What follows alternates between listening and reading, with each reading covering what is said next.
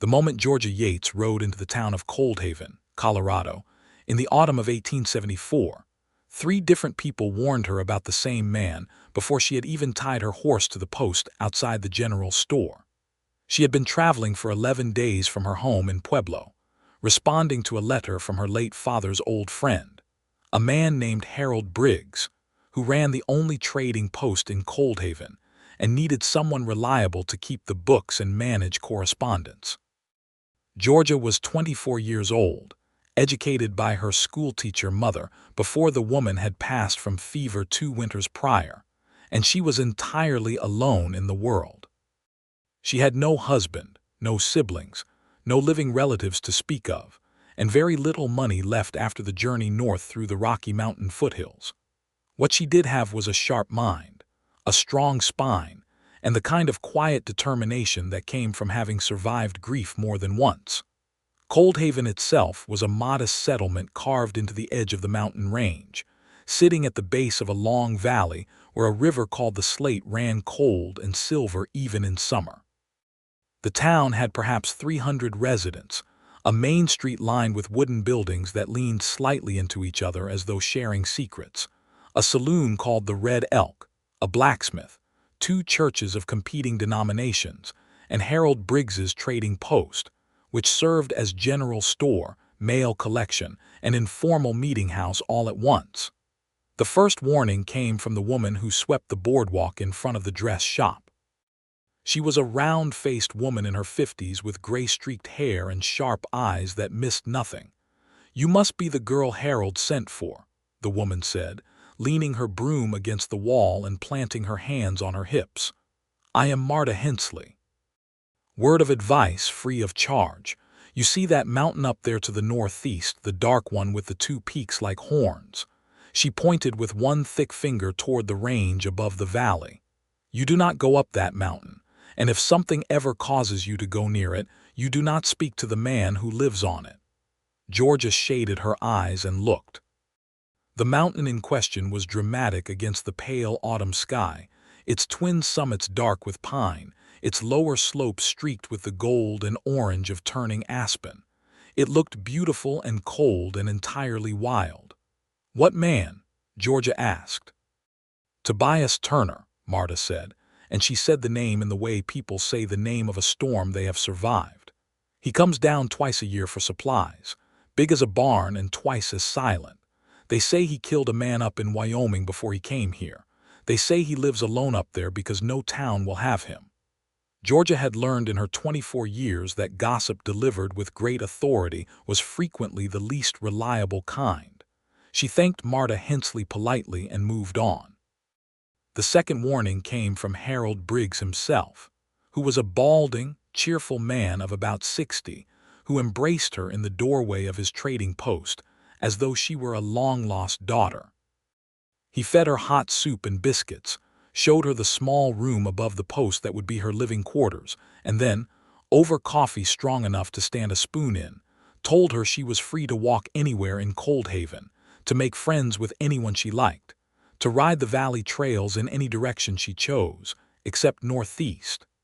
"There is a man called Tobias Turner on that mountain," Harold said, wrapping both hands around his coffee mug and staring at the table. "I trade with him, so I cannot say he is purely evil, because he pays his bills and keeps his word in commerce. But he is not a social creature, Georgia. The last time a stranger wandered up his trail uninvited, Turner sent them back down at the end of his rifle barrel. He does not welcome visitors. He does not welcome questions.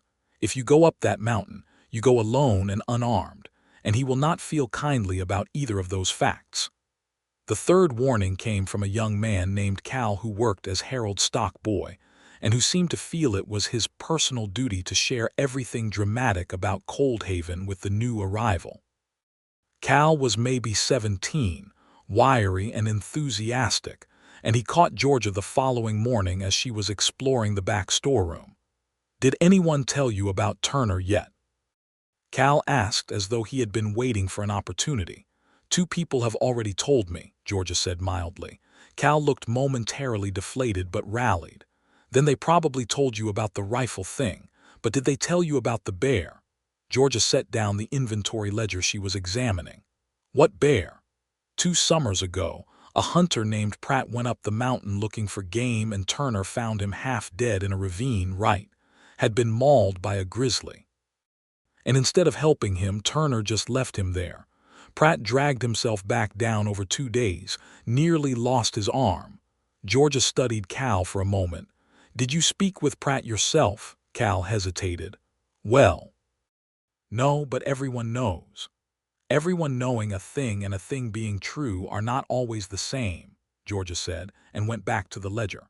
But even as she said it, some small part of her filed the story away. Not because she believed it, but because she was a thorough person, and thorough people collected information before forming conclusions. She settled into Coldhaven with the efficient grace of someone accustomed to starting over. Within her first week, she had organized Harold's accounts, which were a disaster of loose papers and misfiled receipts, established a correspondence system for his orders and deliveries, met most of the town's residents, and identified the social structures of the place with the kind of clarity that comes from being an outsider looking in. She liked Harold enormously and found him to be kind and fair. She liked the blacksmith's wife, a Cherokee woman named Clara who had a dry wit and a magnificent vegetable garden. She liked the young schoolteacher, a nervous fellow from Ohio named Edmund, who lent her books and blushed whenever she spoke to him, which was charming if slightly exhausting.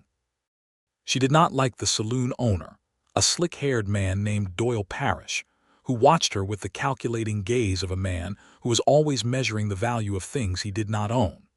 She filed that discomfort away alongside the story about Turner and the bear. Coldhaven in autumn was a place of tremendous beauty. The aspens in the valley blazed gold against the dark evergreens, and the air carried the sharp, clean smell of cold coming down from the peaks.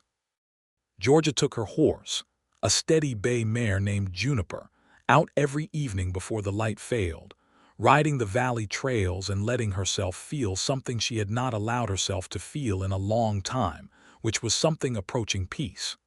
It was on one of these evening rides in the 3rd week of October that she first saw Tobias Turner.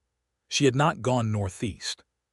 She had been entirely obedient to the warnings, riding instead along the Slate River Valley in the southern direction, where the trail was smooth and the views were open. She was coming back toward town at a walk, letting Juniper pick her own pace over a rocky crossing, when she heard the sound of another horse approaching from the direction of the main road. She stopped and watched the rider come around the bend, and the first thing she understood was that she had never in her life seen a man quite like this one. He was enormous.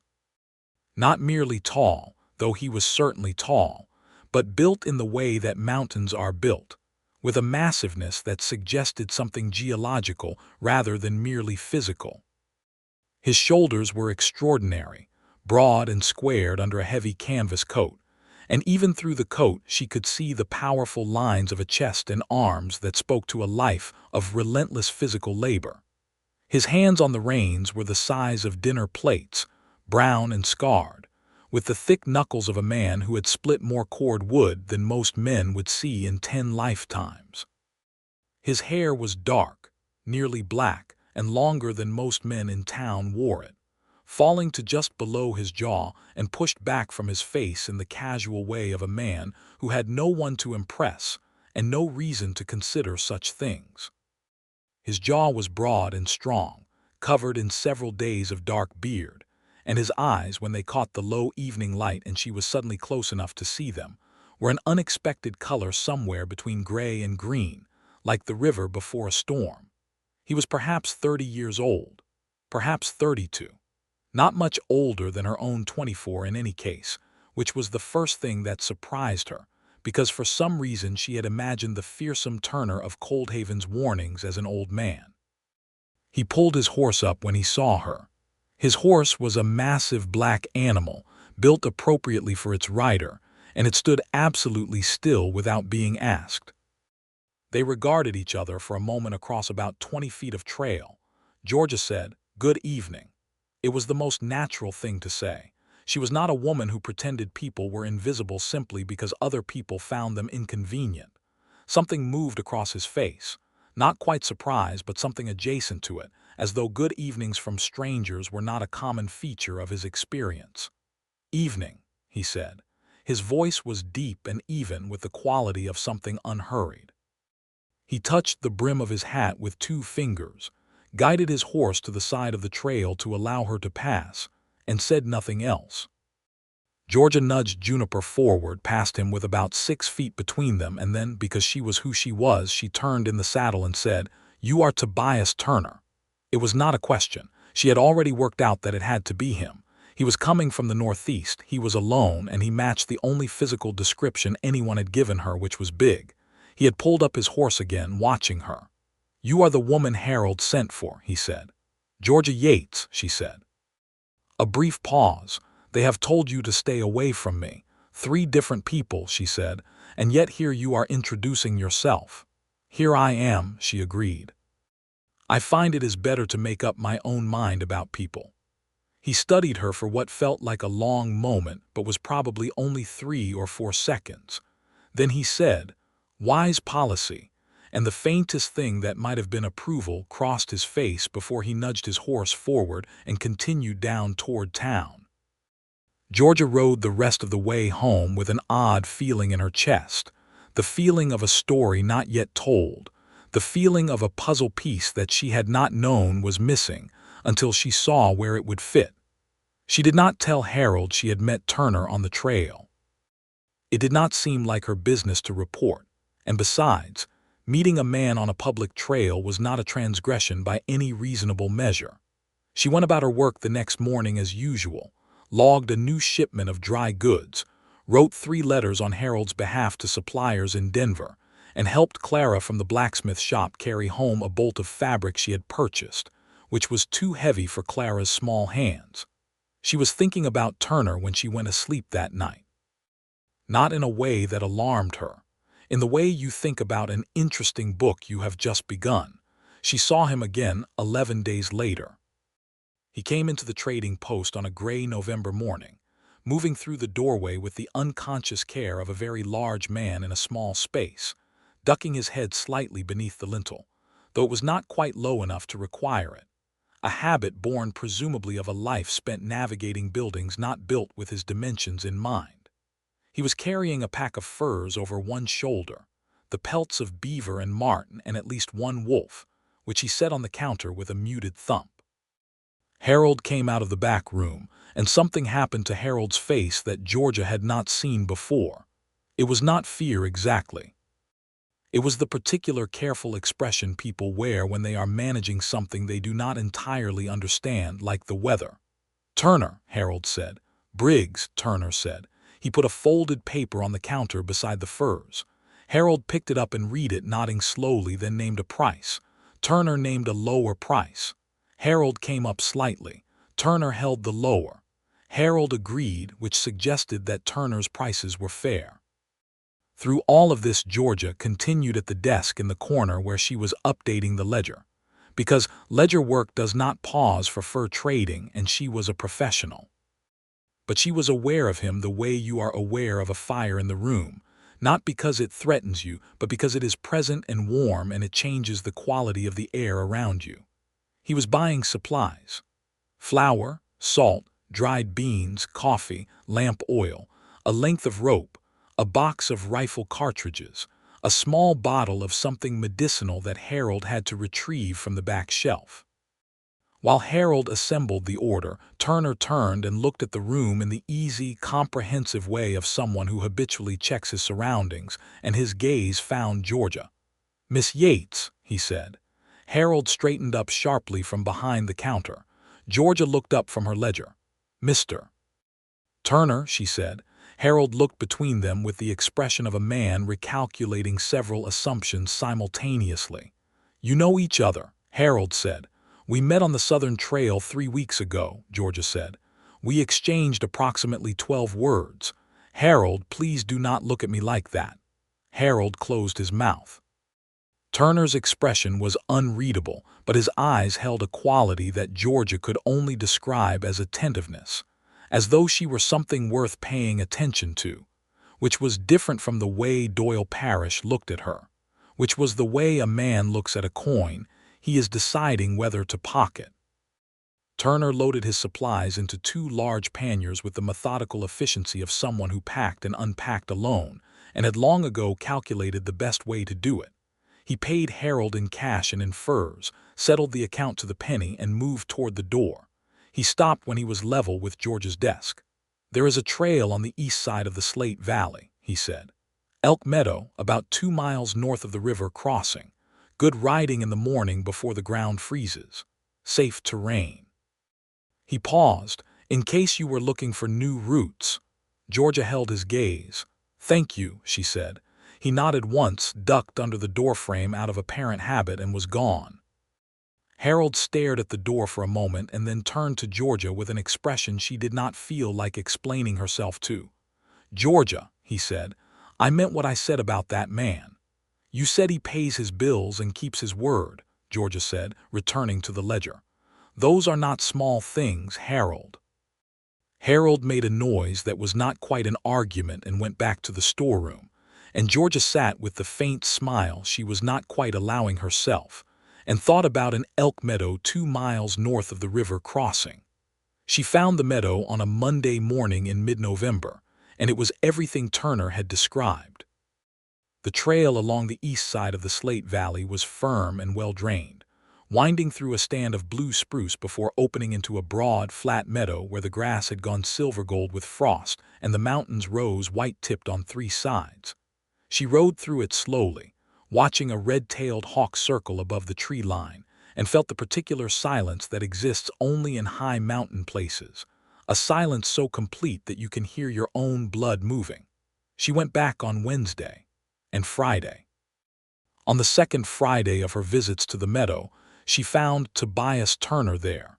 He was not waiting for her in any deliberately arranged way. He was crouched at the northern edge of the meadow near a stand of bare willow scrub, doing something with his hands close to the ground that she could not make out at first. She had reined Juniper in before he heard her, watching him from a distance of perhaps 100 yards. What he was doing, she realized as she drew closer, was untangling a small mule deer from a loop of old wire that had been left in the brush, perhaps from some long-forgotten fencing. The wire caught around one of the deer's rear legs. The deer was a young doe, terrified but too exhausted to do more than tremble, and Turner was working with enormous careful hands, his voice a continuous low murmur that Georgia could not hear across the distance, but which seemed to be doing the job of keeping the animal from panicking worse than it already was. She dismounted without thinking, looped Juniper's reins around a branch, and walked across the meadow to him. He did not look up when she approached. He had the wire almost free. His hands were bleeding from where the wire had cut him in the process of working it loose, and he did not appear to notice or care about that at all. His entire attention was on the animal. "Hold there," he said, without turning, and Georgia froze where she stood, 3 feet behind him. One more turn of his wrist, careful and precise as a man diffusing something, and the wire came free. The doe lurched upright, stood for a moment on shaking legs, and then bolted into the trees. Turner watched her go. Then he straightened up to his full height, which was considerable, and turned to face Georgia, who was closer than she had been to him before, close enough to see the exact color of his eyes in the clear November light. They were gray-green, as she had thought, with something deeper behind them, some quality of thought or feeling that he kept at a controlled distance. "She will be all right," he said. "Leg was not broken." "Your hands are bleeding," Georgia said. He looked at them with the detached curiosity of a man to whom his own body was simply a working tool, noting the damage the way he might note a nick in a saddle strap. "I have a kit," he said, reaching for the saddlebag on his black horse, which had been standing a few yards away this whole time without being tied, apparently understanding that his rider's attention was elsewhere. Georgia reached into her coat pocket and produced the small, folded cloth she always carried, which was a habit from her mother, who had been deeply practical about injuries. "Here," she said, holding it out. He looked at it, he looked at her, he took it. He wrapped the cloth around the worst of the cuts on his right palm with the same methodical competence he brought to everything else, and something about watching those huge, capable, bleeding hands work carefully around a piece of cloth she had handed him did something to George's chest that she was not fully prepared for. "You came back to the meadow," he said. "It is a good meadow," she said. "You said so yourself." "I did," he agreed. He tied off the cloth and looked up at her, and there was a new quality to his attention now, something that had moved from careful distance towards something more like genuine interest. "You are not afraid of me, Miss Yates." "Should I be?" she asked, a long beat. "Most people are." "Most people were also convinced that the earth was flat at some point," she said. "I prefer to gather my own evidence." He made a sound that was not quite a laugh but was the nearest thing to one she had heard from him, a short exhale through his nose that contained something warm. "You are unusual," he said. "So I have been told," she said, "usually by people who mean it as a warning." "I mean it as a compliment," he said. And then he picked up his horse's reins, swung into the saddle with the easy, fluid motion of a man who had been doing it since before he could remember, and said, "The meadow is yours, Miss Yates. I was just passing through." He rode north into the trees, and Georgia stood in the silver-frosted grass for a long time afterward, with her blood doing something complicated in her veins that she was not quite ready to name. She told Clara about it. Clara was the kind of woman you told things to, because she listened with her whole self and offered opinions only when asked. She was perhaps 35, with dark, clever eyes and work-roughened hands and the kind of dignity that cannot be taught, only lived. When Georgia described the meadow and the deer and the bleeding hands and the compliment, Clara listened to all of it without interrupting. "Turner has a bad reputation in this town," Clara said when Georgia had finished. "I know," Georgia said. "A lot of the reputation comes from Doyle Parrish," Clara said. "Parrish and Turner had a disagreement 2 years ago. No one knows the details, but Parrish has not been quiet about his feelings on the subject since." Georgia thought about the way Doyle Parrish watched her when she walked past the saloon and filed that information alongside everything else. "What do you think of Turner?" she asked. Clara was quiet for a moment. "I think," she said carefully, "that my husband repaired Turner's plow 6 months ago and Turner paid him double what was asked and left a brace of rabbits beside because he knew we were short on meat that week. He did not announce it. He just left them." She paused. "My husband said almost nothing about it because he is a proud man, but I noticed." Georgia nodded slowly. "Be careful, Georgia," Clara said, not unkindly. "Not because he is dangerous, but because that kind of quiet, careful goodness in a person, the kind that does not announce itself, is the most dangerous thing there is to a woman's heart." Georgia rode home that evening thinking about quiet, careful goodness, and about the way a man's hands could be both enormous and gentle at the same time. She saw him in the meadow 2 more times before December brought the first real snow, and each time they talked a little longer. He told her about the mountain, about the cabin he had built himself over 3 seasons 8 years ago, about the way the elk moved through the high passes in October, and the way the snow came differently up there than it did in the valley, heavier and faster, and in a way that demanded respect. She told him about Pueblo, about her mother, about the accounts she had brought from chaos into order. He listened with his full attention, and she found she liked being listened to that way, as though what she said had weight. He did not tell her much about his past, and she did not press.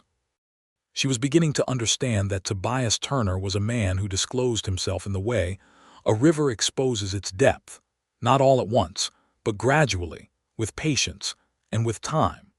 She was beginning to understand that she had a great deal of patience for the particular depth he contained. December came down hard on Coldhaven. The snow arrived in the first week and stayed, and the mountain above town disappeared behind a permanent cloud cap that turned the northern sky white.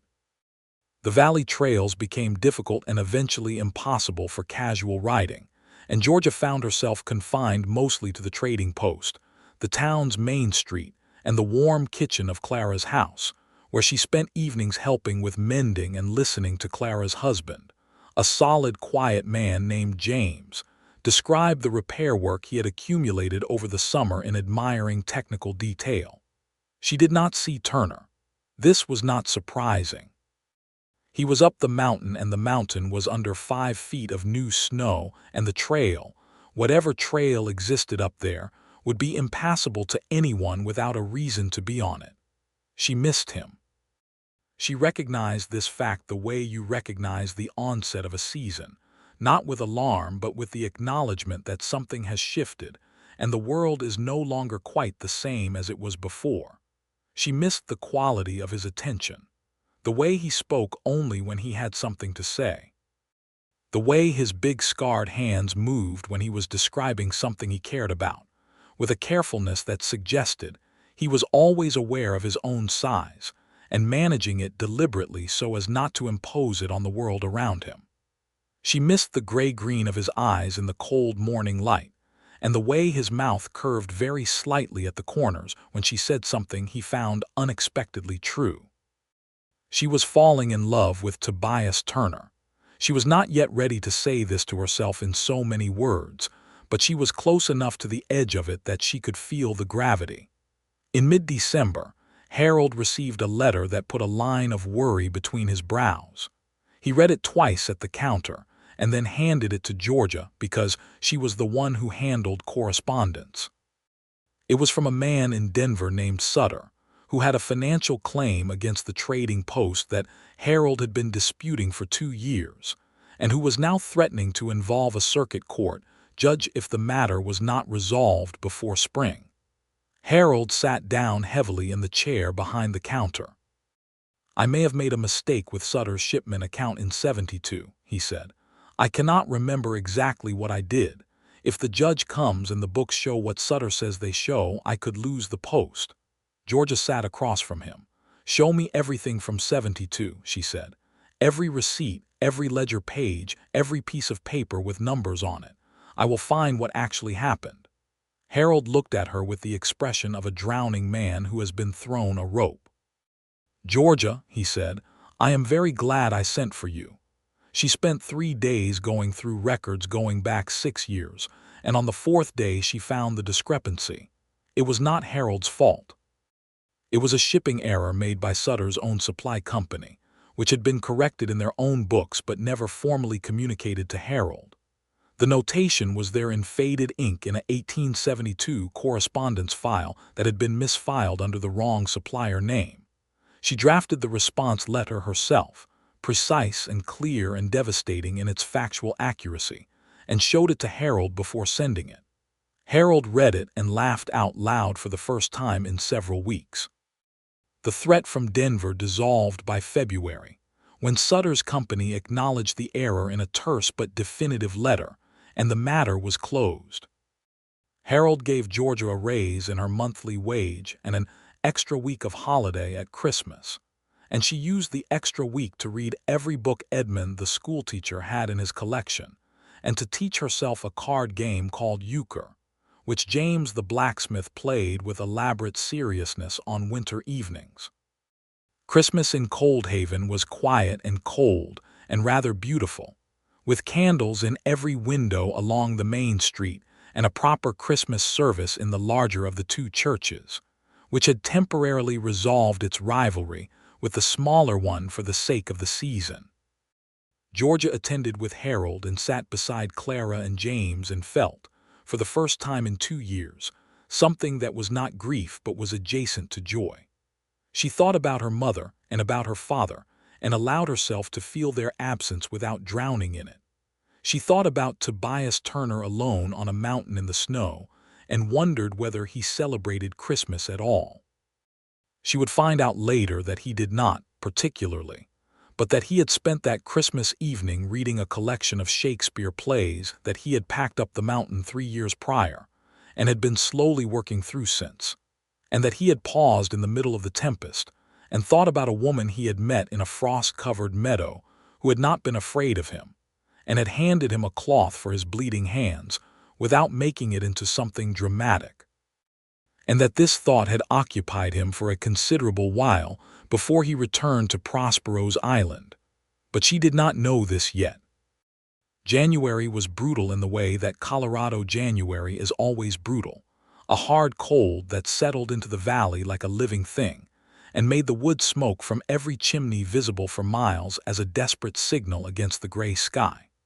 Georgia wore 2 coats when she walked to the trading post every morning and still arrived with her cheeks burning and her fingers stiff. It was in January that the trouble with Doyle Parrish began in earnest. He had been watching her since her arrival, and she had been watchfully ignoring him, which is the strategy of a sensible woman in a small western town where confrontation has limited and mostly unfavorable outcomes. But Parrish was not a man who tolerated being ignored, particularly by a woman he had decided he had an interest in. He came into the trading post one afternoon when Harold was in the back and Georgia was alone at the desk, and he leaned against the counter in the practiced pose of a man who considers himself charming and said, "Miss Yates, you have been in Coldhaven nearly 3 months and you have not once set foot in the Red Elk." "I do not drink spirits," Georgia said, without looking up from the letter she was writing. "We have coffee," Parrish said. "I have coffee here," Georgia said. A pause. "I am trying to be friendly, Miss Yates." She looked up then and met his gaze directly. Parrish was perhaps 40, lean and dark-eyed and fine-looking in the way of men who know they are fine-looking and have come to rely on it. His smile did not reach his eyes. "Mr. Parrish," she said, "I appreciate the courtesy of a greeting. I'm not interested in anything beyond that." Something shifted in his eyes. Not hurt, nothing so honest as that, something colder. "You have been spending time with that mountain man," he said. "Don't think people haven't noticed." Georgia put down her pen very deliberately. "I have spoken with Mr. Turner on 3 or 4 occasions on a public trail. That is the extent of it." "Turner is not what he seems," Parrish said, and now there was something underneath the friendly surface that was harder and uglier. "He has a history. He will not tell you about it, but I know things about that man." "Then you should share them with the sheriff if they are criminal in nature," Georgia said. "Beyond that, I am really not interested in your opinions about Mr. Turner." Parrish straightened up. The charming pose was entirely gone now. "He is dangerous," he said flatly. "And if you are smart, you will stay well away from him." "Thank you for the advice," Georgia said, and picked up her pen again. He left. Harold came in from the back 10 minutes later, took one look at Georgia's face, and sat down across from her. "Parrish," he said. "He seems to have a particular feeling about Turner," Georgia said. Harold was quiet for a moment. 2 years ago Turner came down from the mountain because someone told him that Parrish had cheated a trapper named Old Roo out of 2 months' worth of pelts in a card game that wasn't quite honest. Turner went into the saloon in the middle of the afternoon, stood at the bar, and told Parrish in front of 12 witnesses that if he ever cheated someone in this valley again, he would hear about it. Harold paused. He was very calm when he said it. He didn't raise his voice. He didn't threaten violence. He just said it, and Parrish has hated him ever since. Georgia looked at the letter she was writing and thought about a man who had gone to the trouble of riding down a mountain to defend someone being cheated, who had done it calmly and without violence, and who had then gone back up the mountain and said nothing to anyone about it. "Harold," she said, "who started the story about the hunter who was left to die in the ravine after the bear attack." Harold looked at the ceiling. "Now that you mention it," he said slowly, "I believe it was Parrish who first told that story. And Old Roo himself told me that Pratt, the hunter, says he never actually saw Turner in the ravine at all. He just assumed." Georgia nodded. She filed all of this away very carefully. The following week she wrote to the county seat about something she had been thinking about for a while, and the week after that she received a reply that confirmed what she needed to know, which was that there was no criminal record, no outstanding warrant, no formal complaint of any kind on record for anyone named Tobias Turner in the state of Colorado or the Wyoming Territory. She had been gathering her evidence. She told no one what she had done. It was a private thing, the act of a woman who needed to know the full truth before she allowed herself to feel what she was increasingly certain she was feeling. February brought a brief thaw that softened the mountain trails enough for occasional travel, and on one of the first clear days of the month, Turner came down with a new load of furs. He came into the trading post and conducted his business with Harold as he had before, methodical and fair. But this time, when he passed Georgia's desk, he stopped differently than he had before. He stopped the way a person stops when they have been thinking about stopping and have finally decided that they will. "Miss Yates," he said. "How was your Christmas?" She looked up. He was watching her with those gray-green eyes, and there was something different in them today, something that had moved closer to the surface. "It was good," she said. "Quiet but good. How was yours?" "Shakespeare," he said. She blinked. "I beg your pardon." "I read Shakespeare," he said. "The Tempest, the histories. I have a collection up there." The faintest color appeared along his cheekbones, as though he had not quite intended to say that and was surprised to find he had. It seemed like the thing to say when someone asks how Christmas was. Georgia felt something bloom in her chest, something warm and involuntary. "I read all of Edmund Bates's library over Christmas," she said, "including a very dull history of Saxon England that I read entirely out of stubbornness because I started it and it seemed wrong to stop." The corner of his mouth moved, that almost smile that she had been cataloging. "Stubbornness in reading is a virtue," he said. "I believe it is the foundation of all education," she agreed. Harold, behind the counter, was making no attempt to pretend he was not listening to this conversation with great attention. Turner said, "The upper trail will be passable within the next 2 weeks if the weather holds. The meadow will be clear." "I will look for it," Georgia said. He nodded once. He left. Harold waited approximately 4 seconds before saying, "Georgia." "Harold," she said serenely, and went back to her work. She was in the meadow on the first morning the trail opened in the second week of February, and she was not surprised when he appeared from the north with his big black horse moving easily through the remaining snow. She had known he would come. She could not have explained how she knew. She simply did. They rode together along the east edge of the meadow, and it was natural. The way breathing is natural. The way the river running below them was natural. They talked about Shakespeare and Saxon England, and the way the mountains looked different in February light than they did in October light. He told her about a pair of mated wolverines he had been watching on the upper mountain for 3 years, following them through 3 sets of kits, and the way he described them, with that careful attentiveness he gave everything he cared about, made Georgia feel as though she could see the animals herself.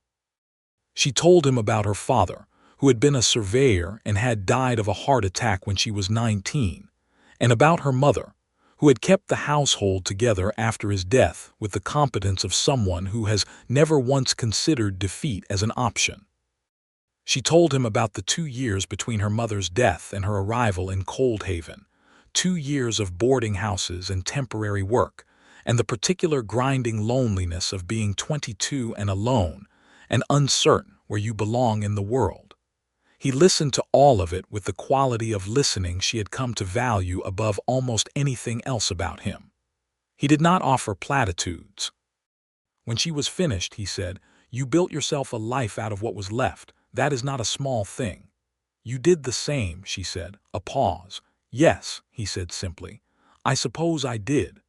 They rode to the north end of the meadow and then turned back, and the sun was well up by the time they returned to the place where the trail split, south toward Coldhaven, north toward the mountain. "I would like to show you the mountain," he said. He said it the way a person says a significant thing, directly and without ornamentation, but with a quality underneath it that suggested the words carried more weight than their surface indicated. Georgia looked north toward the dark Twin Peaks. In the February light they were extraordinary, white-capped now, the lower slopes dark with pine against the snow. "I would like to see it," she said. They arranged it for the following Saturday, when Georgia had no trading post duties, and she told Harold where she was going with the particular tone of voice that invited no argument, and Harold, to his credit, attempted none, though he watched her leave on Saturday morning with the expression of a man rehearsing a prayer. The trail up the mountain was steep in places and magnificent throughout. Turner rode ahead where the path was narrow and she followed, watching the valley drop away below them and the peaks rise around them as they climbed. The air grew colder and sharper with altitude, and the trees changed as they went up, the aspens giving way to spruce and then to the wide, wind-shaped silhouettes of lodgepole pine, and then to open rocky slopes where the snow was old and deep, and the sky above was a blue so pure it made the inside of George's chest ache.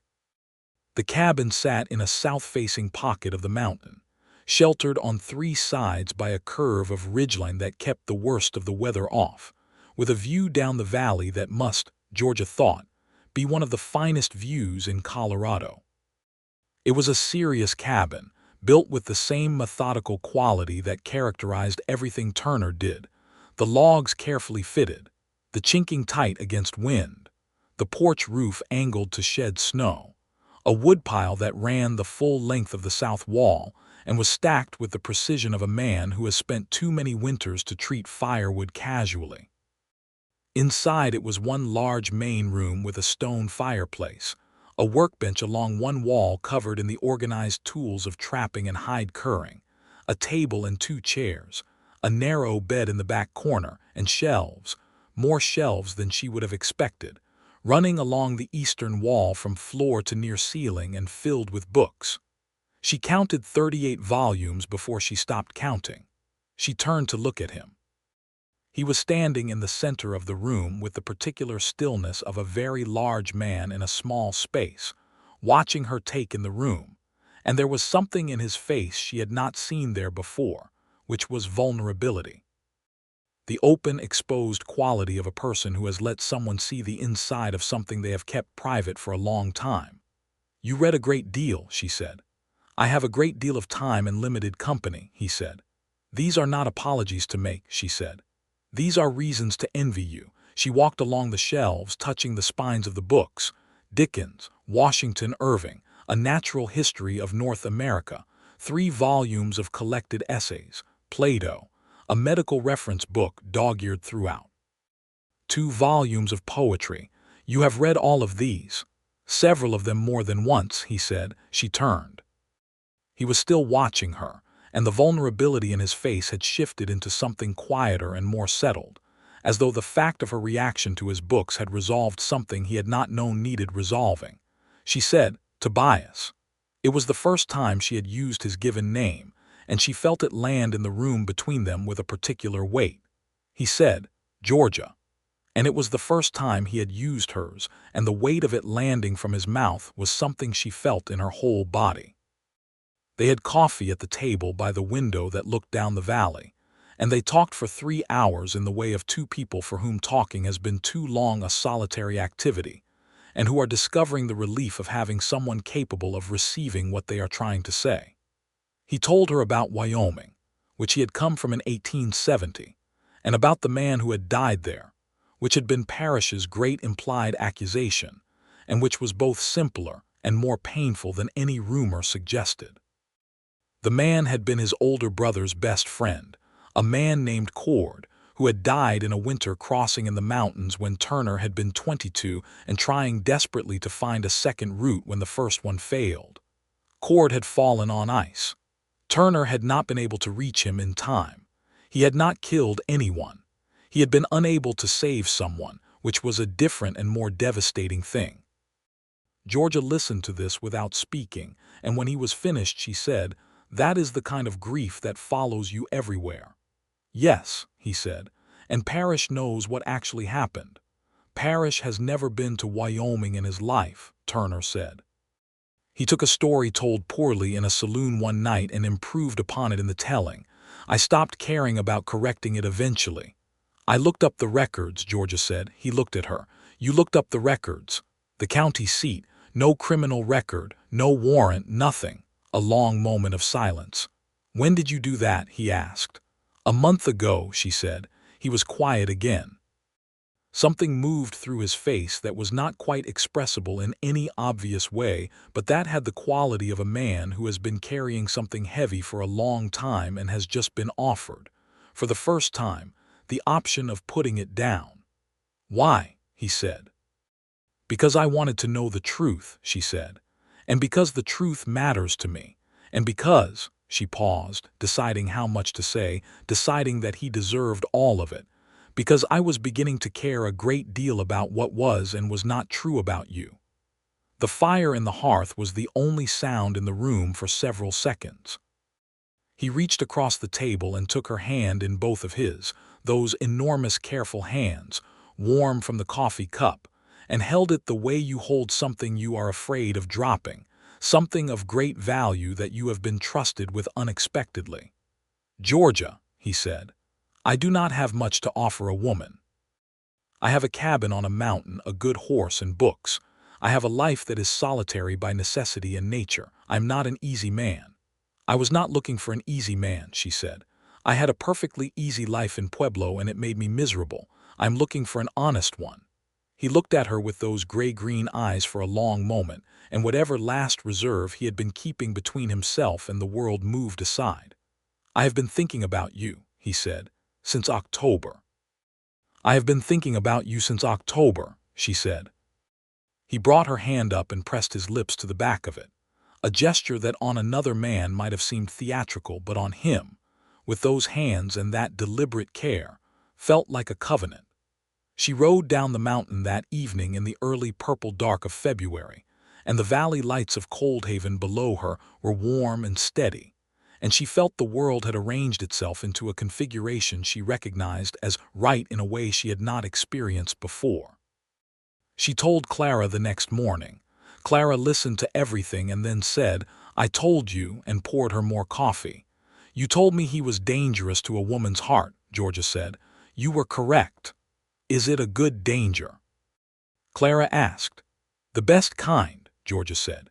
Spring came to the Colorado mountains in the slow, relentless way it always does, the snow retreating up the slopes as the days lengthened, the Slate River running high and fast and cold with melt, the valley floor turning from brown to the vivid green that always looks impossible after a long winter. The meadow on the east side of the valley bloomed with blue columbine and yellow arrowleaf, and Georgia and Tobias rode it every morning that his schedule and her work allowed. Harold, who had been processing his feelings about the situation for several weeks, finally came around in April when Turner came into the post and spent 40 minutes helping Harold rethink the layout of the storeroom shelving, a physical problem that had been plaguing him for 2 years. Turner moved things with the absent ease of a man for whom heavy objects are a casual matter, and when the shelving was reconfigured, it was perfect, and Harold could reach everything without the ladder. Harold looked at the new arrangement and then at Turner and said, "All right, then," in the tone of a man conceding a previously held position. Doyle Parrish was a different matter. He was not the kind of man who accepts being incorrect with grace. He had built 2 years of social capital in Coldhaven on the foundation of Turner's bad reputation, and Georgia could see him recalibrating as the spring brought more evidence of the actual man versus the constructed story. He watched them together in town and did not like what he saw, and in May, he made the mistake of saying something directly ugly about Turner in the street outside the trading post within Georgia's clear hearing. She came out onto the boardwalk and stood very still and said, in a voice she kept deliberately moderate in tone and temperature, "Mr. Parrish, what you said is false, and you know it is false, and I know where it came from and why. I would advise you to consider very carefully whether this is the direction you want to continue in." Parrish opened his mouth. "I have all of Harold Briggs's accounts organized going back 6 years," Georgia said, "including a record of every significant card game claimed as business entertainment at the Red Elk that Harold has ever logged a complaint about, including Old Rue's complaint from 1872, which Harold received in writing and filed, and which I found in December." She held Parrish's gaze. "I would hate for that letter to end up in front of a magistrate." It was a bluff in one regard, because she had no intention of escalating the matter, but it was entirely factual in all its particulars, and Doyle Parrish was a man who had always been shrewd enough to recognize when an opponent had better cards. He said nothing else. He went back into his saloon. He was noticeably quieter about Turner from that point forward, And by summer, he had apparently made the calculation that open hostility toward a man 6 inches taller and 50 pounds heavier than himself, with no actual criminal record, and a woman in his corner who apparently kept very thorough files, was not a profitable enterprise. Turner heard about this exchange from 3 separate people before he heard about it from Georgia, and when he did, he stood very still for a moment and then said, "You defended me." "I presented accurate information," Georgia said. "I am an accountant by nature. It is what I do." "Georgia," he said. "Tobias," she said. He kissed her then, for the first time, standing on the path behind the trading post in the warm May air with the sound of the river in the distance, one of his large hands coming up to cup her face with a gentleness that was almost unbearable in a man of his size, as though she were the most delicate and valuable thing he had ever held. She kissed him back with all the feeling she had been organizing carefully for 7 months, and when they finally separated, breathing the same warm air, she felt that the world was a fundamentally different shape than it had been before. "I love you," he said. He said it plainly and directly, without adornment, the way he said everything he meant. "I love you," she said. Summer on the mountain was a revelation. She began going up regularly, spending days at the cabin when Harold could spare her, learning the mountain's rhythms and personalities the way you learn a person. She helped Tobias prepare the garden plot behind the cabin, a small but serious kitchen garden where he grew potatoes, beans, and leafy greens against the short mountain summer. She brought him things from the trading post that she thought he would like, a new book from a Denver supplier she had special ordered, a tin of good tea, a length of fabric she had chosen for curtains that would give the cabin's windows something beyond their current bare functionality. He was different on the mountain than he was in town. In town he was contained, careful, moving through a social environment that had never quite made room for him.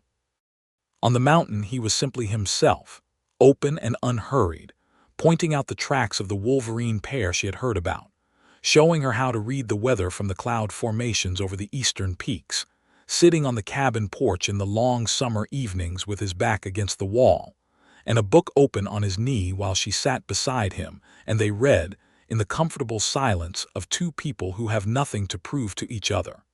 He was the gentlest person she had ever known. She thought about this often, about how thoroughly the reality of him demolished the story that had been built to replace him. He carried injured animals in from the high country with no one watching and no one to commend him. He brought firewood to 2 elderly residents of Coldhaven every fall and stacked it himself and never mentioned it, and she only found out because Clara told her in the fall of their 2nd year. He had spent 3 days last winter helping a family 3 miles south of town repair their roof after a collapse, and she had not known this either, and when she asked him why he had never mentioned it, he looked genuinely puzzled, as though mentioning it had simply never occurred to him as a thing to do. He was not performing gentleness.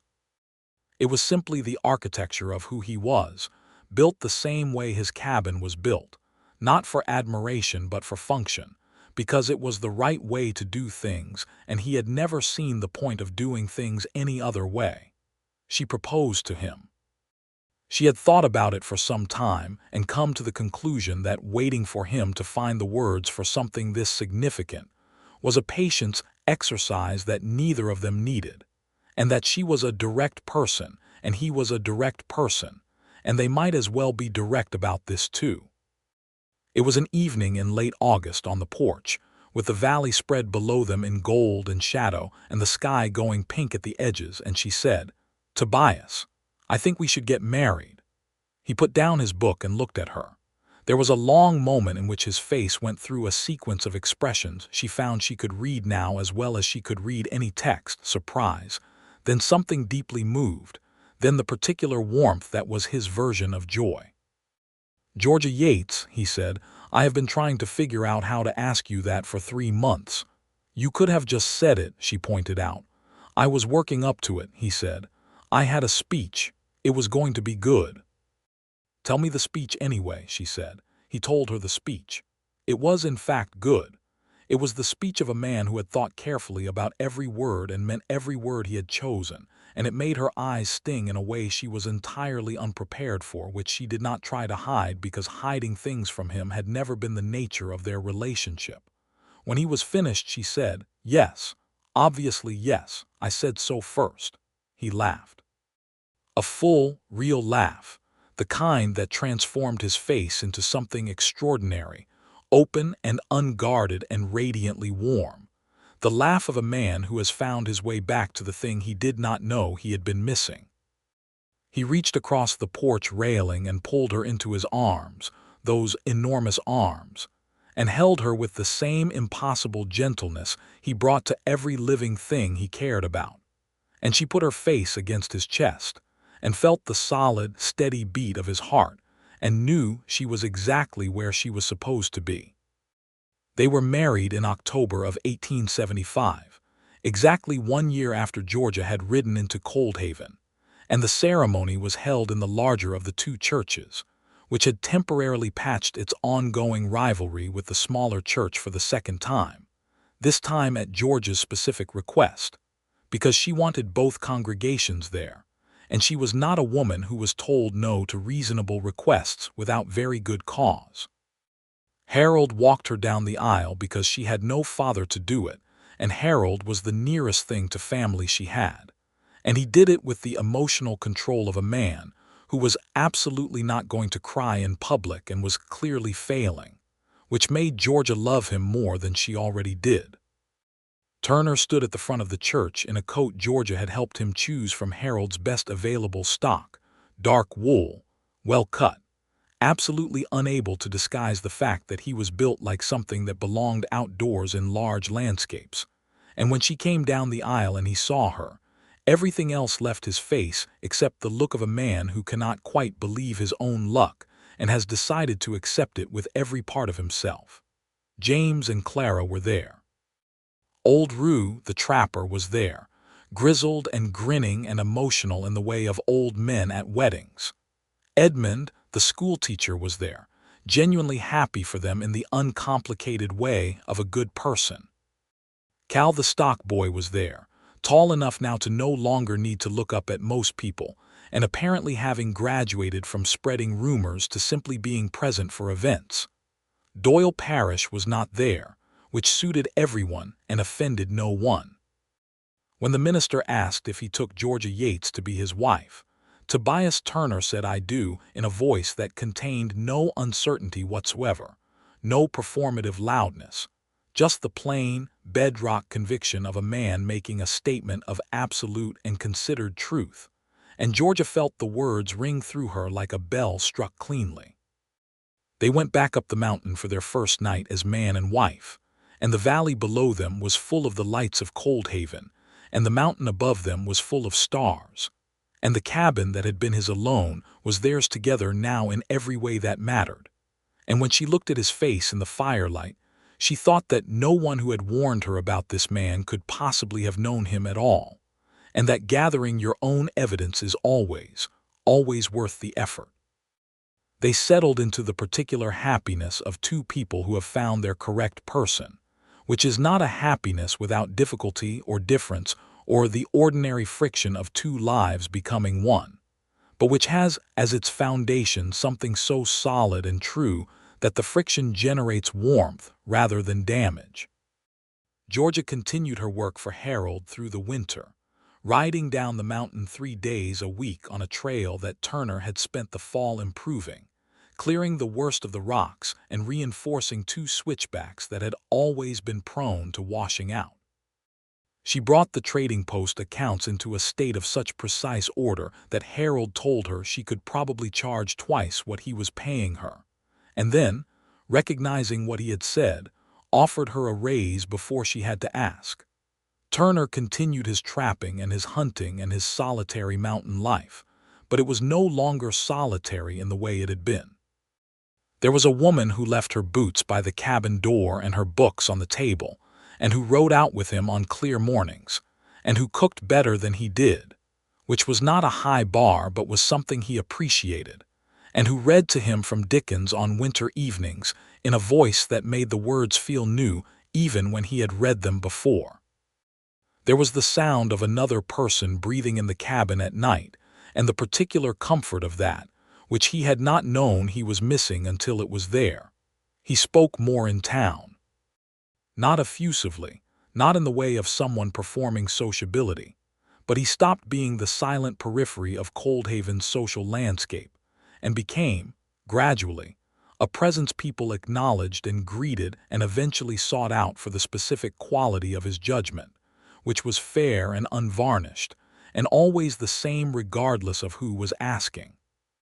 He helped the town organize a community woodpile for households without the means to supply themselves in winter, which was his idea, and which he ran with the efficiency of a man who has thought about winter wood with great seriousness for many years. He taught Cal and two other young men the basics of wilderness navigation, which was becoming relevant as the town expanded, and people started making use of more of the surrounding terrain. Marta Hensley, who had given Georgia her first warning about Turner in the first 5 minutes of her arrival in Coldhaven, came to Georgia one afternoon in the spring of 1876 and stood in the doorway of the trading post with the expression of a woman who has something to say that is difficult for her. "I believe," Marta said, "that I may have been contributing to a mischaracterization of your husband." Georgia said, "Sit down, Marta. Have some coffee." Marta sat down. She had coffee. She said, more than she probably intended to, about the way Turner had looked when he first came to Coldhaven in 1870, big and silent and strange, and carrying something that nobody knew the name of. She said she had been afraid of things she did not understand, and that she had perhaps talked more than she should have, and that the talking had shaped other people's understanding in a direction that was not accurate. Georgia said, "He does not hold it against you. He told me once that he understands why people see what they see before they know what they know. He said he looked, and I am quoting, like a bear that had learned to walk upright and was bad at pretending otherwise." Marta laughed, a surprised, genuine laugh. "He said that about himself. He has a certain kind of humor," Georgia said. "That does not announce itself." Marta went away with something resolved in her face, and Georgia heard later that she had invited Tobias and Georgia to Sunday supper, which they attended, and which Tobias survived with the quiet stoicism of a man willing to eat 3 courses in a small dining room for the sake of his wife's social relationships.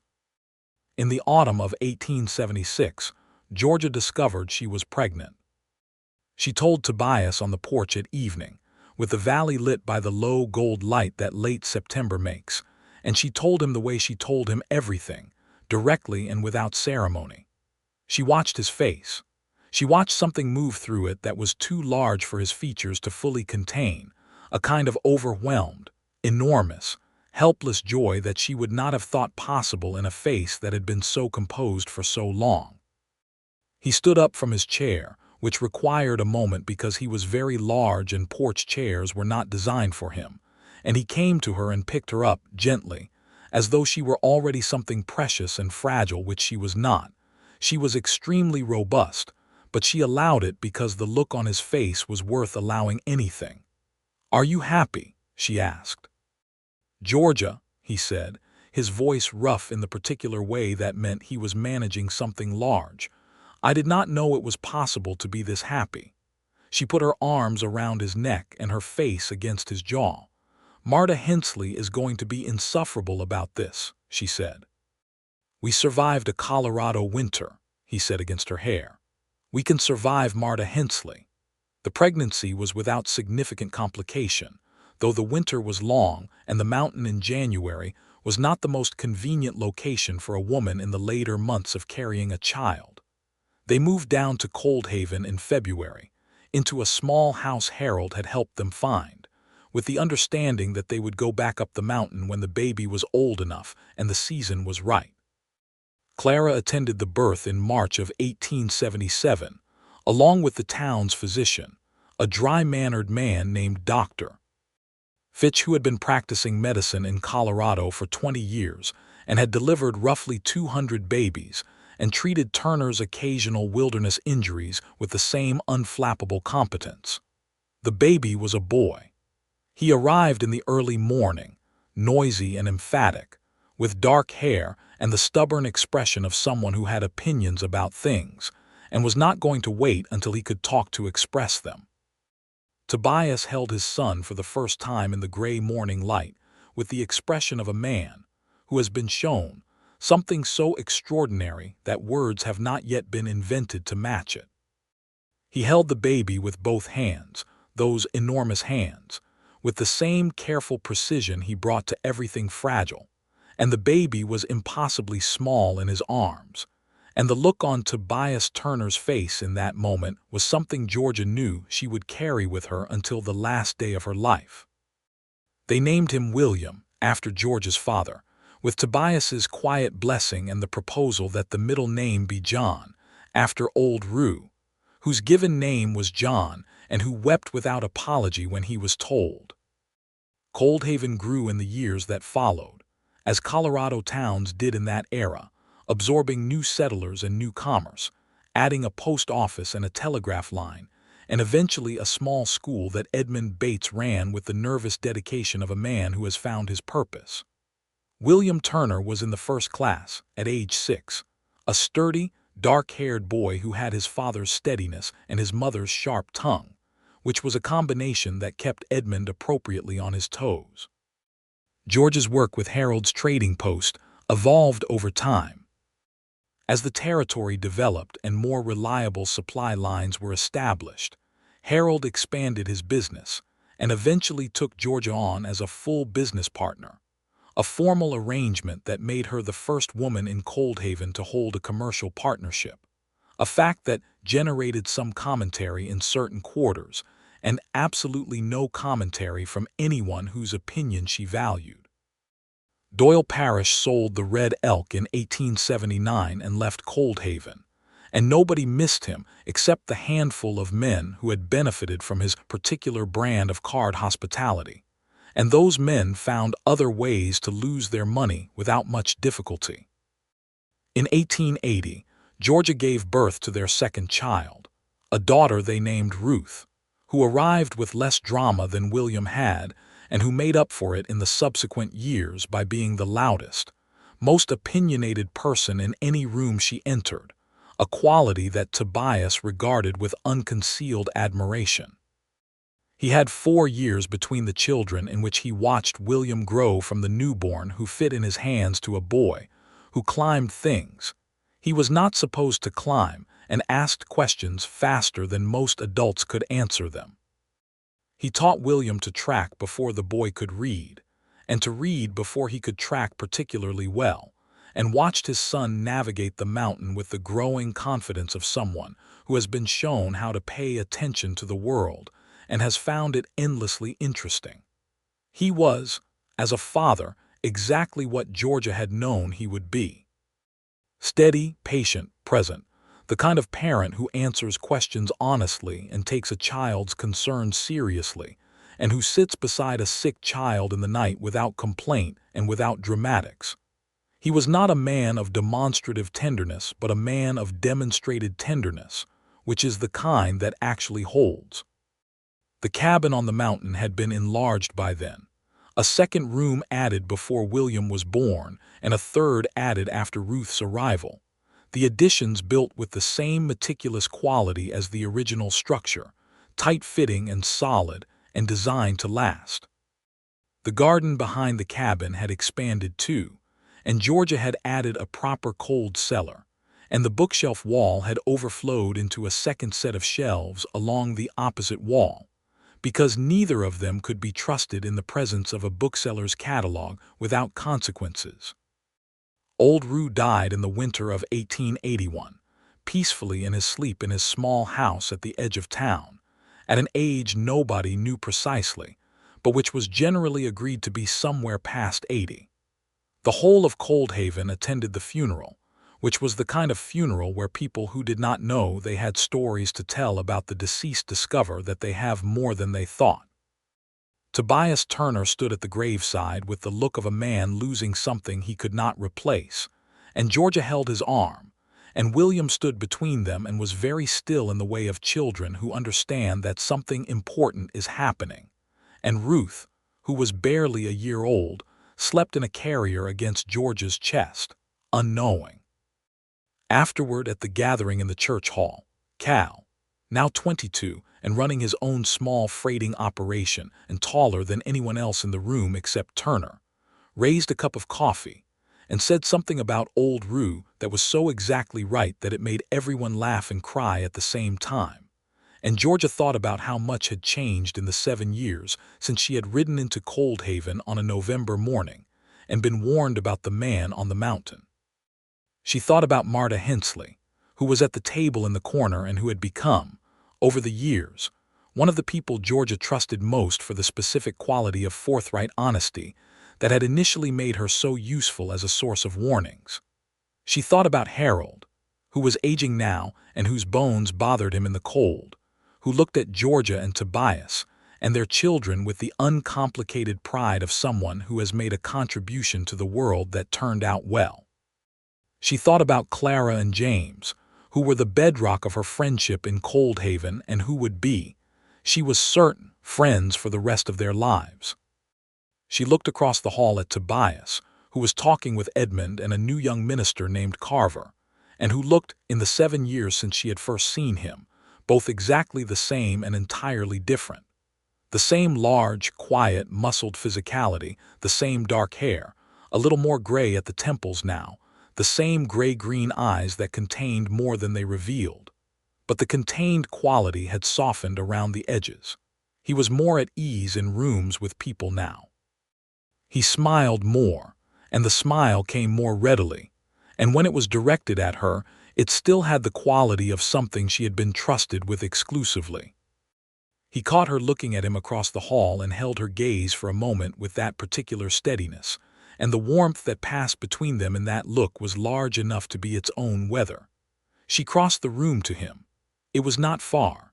She put her hand against his arm, which was, as it had always been, the arm of someone built from this frontier landscape itself, solid and broad and warm. He covered her hand with his without interrupting the conversation, a gesture so practiced and natural that neither of them marked it as remarkable, but which Edmund noticed, and which the new minister noticed, and which both of them registered correctly, as the mark of two people so thoroughly accustomed to each other's presence that being close is simply the default condition. Ruth woke in the carrier and made a sound of small, authoritative displeasure, and Tobias reached across Georgia and extracted his daughter with the ease of extensive practice, settling the baby against his chest, where she immediately and decisively went back to sleep, exactly as though she had only woken in order to be held by him specifically, which was perhaps not far from the truth. William appeared from somewhere in the hall and wedged himself against his father's side, and Tobias dropped one large hand onto his son's shoulder, and they stood there, the four of them, in the warm hall full of the people of Coldhaven, and Georgia felt something so comprehensive and complete that it was difficult to locate the word for it, and she stopped trying to find the word and simply existed inside it. In the spring of 1883, Coldhaven got its telegraph line connected to the wider network, and Georgia sent the first personal message on it, which was to a friend from Pueblo she had not communicated with in years, and the friend wrote back within 2 days, and the correspondence that followed lasted the rest of Georgia's life.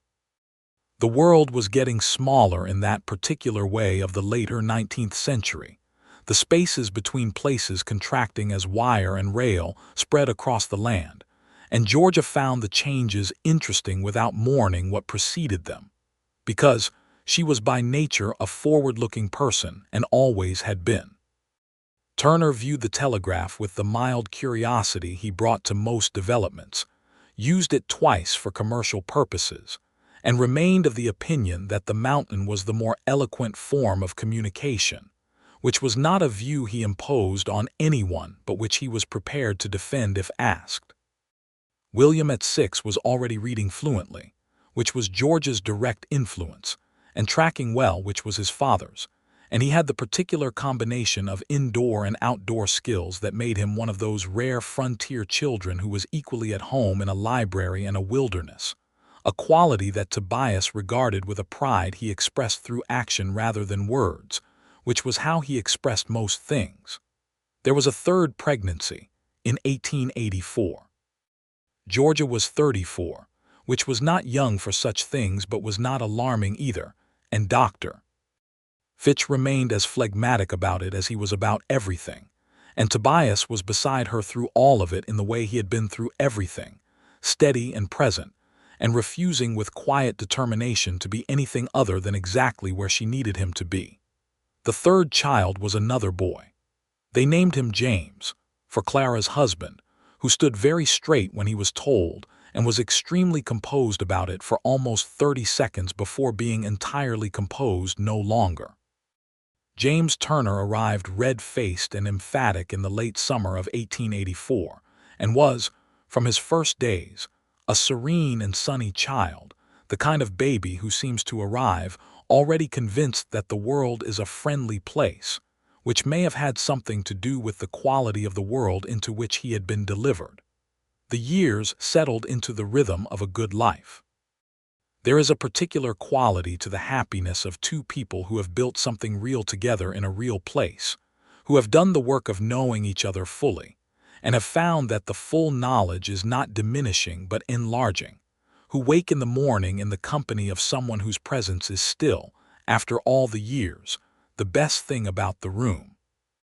This was the quality of Tobias and Georgia Turner's life on the mountain above Coldhaven in the later years of the 1880s, as Colorado was becoming something more organized, and the Wild West of their early years together was softening at the edges into something that would eventually become recognizable as civilization. They did not entirely mourn this. They were practical people, but they kept the mountain the way it had always been, wild and demanding and spectacularly beautiful, and they raised their children in the understanding that the natural world requires respect and attention, and that both of these things are best learned young. William Turner, at 14, was already planning to study natural history, and had written 2 letters to a university in Colorado Springs that had not yet written back but would eventually. Georgia was certain. Ruth Turner, at 9, was the kind of child who interrogated every adult she met with the focused intensity of a magistrate conducting an inquiry, and who had once reduced Edmund Bates to a state of genuine intellectual defensiveness over a question about the migratory patterns of birds, which was not something Edmund had previously considered his weak point. James Turner, at 4, was the sunny middle child who collected rocks with the devotion of a curator, and who had already organized his collection by color, size, and what he called interestingness, a category whose criteria he would not disclose. Georgia Yates Turner was 37 years old, and looked at her life with the clear-eyed satisfaction of a woman who has done the work and received the results she earned. She sat on the cabin porch on an October evening in 1887, exactly 13 years after she had ridden into Coldhaven and been warned away from the man on the mountain, and watched the valley below her go gold in the evening light and the peaks above her catch the last of the sun on their white caps.